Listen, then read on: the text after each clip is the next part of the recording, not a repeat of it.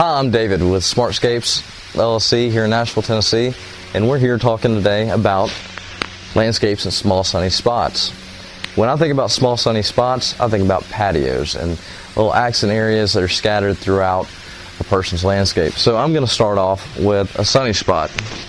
We got a fern over here. This fern will do great in a pot, full sun, hit it hard, doesn't need a whole lot of water, does a great job with it. And then that moves us to our pots over here that we're going to have our herbs in.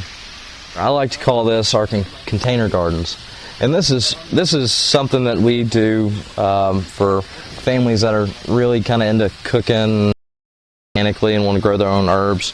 And we actually throw tomatoes in them and parsley, and it provides a nice look and accessibility to herbs for fresh cooking.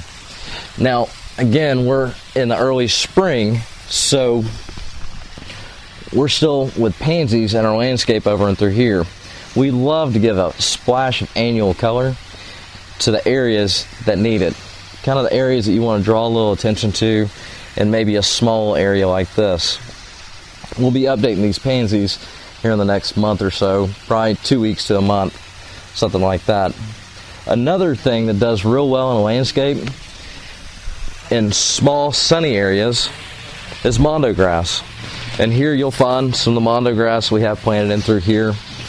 It makes a nice ground cover. Over a period of time it packs in real dense. And then also there's some dianthus back behind it to get some color. Now what you're finding in this particular landscape is a combination of things that gives you texture, style, color, and it works out great. All right, over here we have another small sunny area. Unfortunately, the sun hadn't quite reached it yet, but back here we hit a pot back behind these spirea that we have basil and we have tomatoes, and this thyme that was in there, it came back from last year, which we're thankful for, but that's one great area to do a small sunny landscape. But we incorporated the spirea, the barberry, and the yews back all together to be able to give you that texture, that feel, that different contrast in colors and looks. Over here you'll find that we have a mixture of several different things. Like I said, we're making it fun for the kids.